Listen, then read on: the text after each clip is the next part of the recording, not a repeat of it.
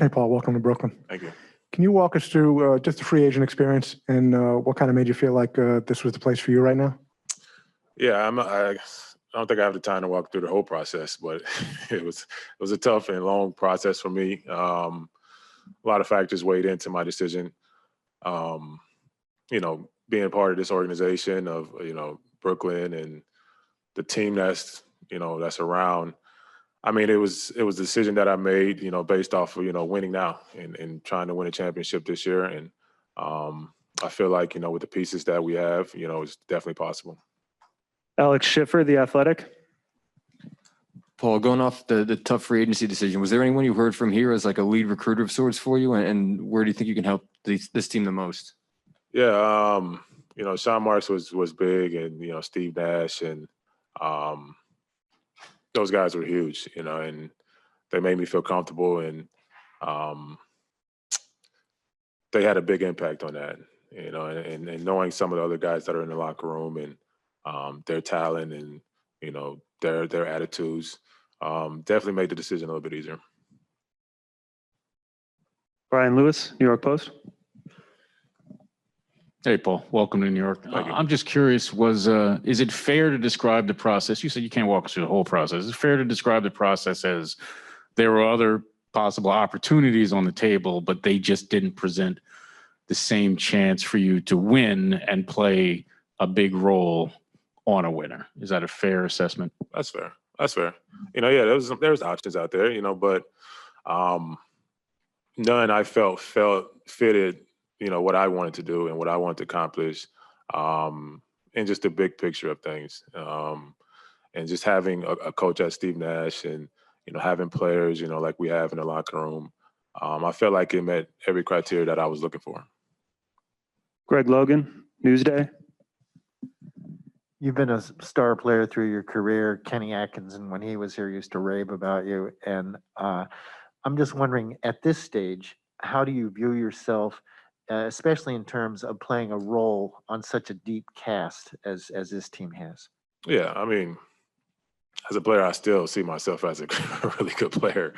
I'm not going to take any of that away from myself. But I think, when you get older, you learn what a team, a real team is about and what your role is on that team. This team is not going to need me to get out there and just go to work on a block and, score 15, 20 points. I understand that. So knowing my role on this team is going to be big and crucial. And everybody knowing their role on the team is going to be crucial to winning.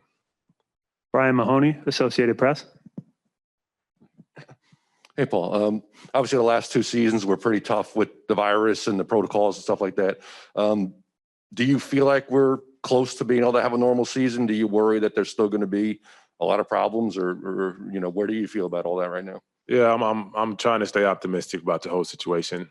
These last two seasons, wasn't optimal, or for us, it still was a success. We were still able to get out there and play basketball and give the fans something to look at. And but hopefully going forward, we figure out everything that's going on.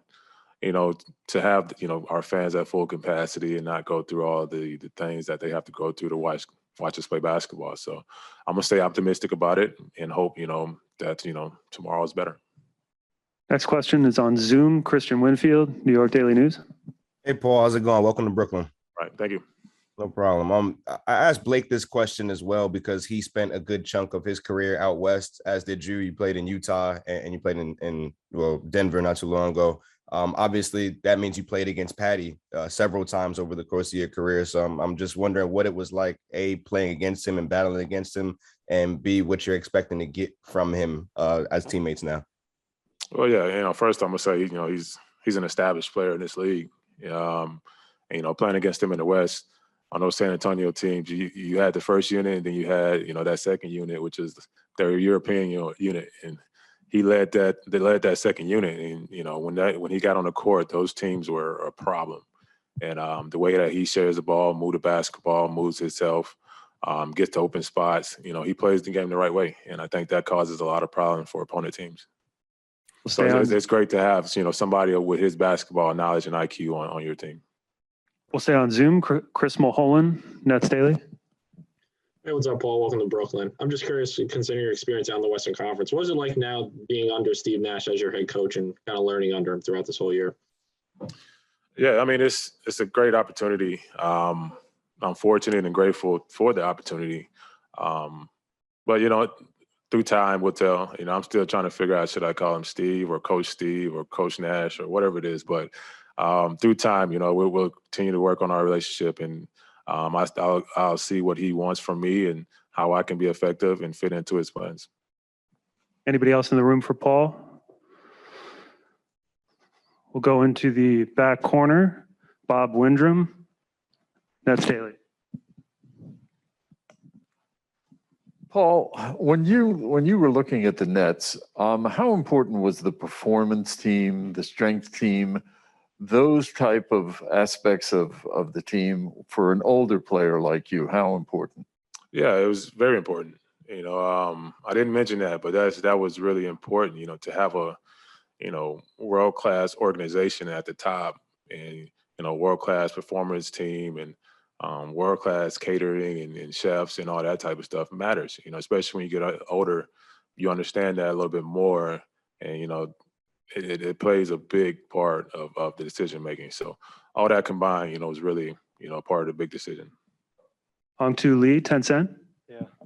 Hi, Paul. Welcome to Brooklyn. Thank you. And I moved here from Denver last month. And also I want to ask, when did you come here, and what type of connection did you make with the teammates during the offseason after signing the contract? Yeah, I got here a few days ago. It's been a task to trying to find somewhere to stay, but the organization, teammates, everybody's, making it a little bit easier. I spoke with Kevin, after, the decision, and, he's ready to go, and I'm ready to go, and the team's ready to go. So I'm ready to get it. James Herbert, CBS Sports. Hey, Paul. I know we don't know exactly what the starting lineup is necessarily going to look like, but when you talk about that second unit, that bench, what do you see as the sort of identity of that group, and just what do you think about the depth of this team now? Yeah, I mean, at this point, I don't know.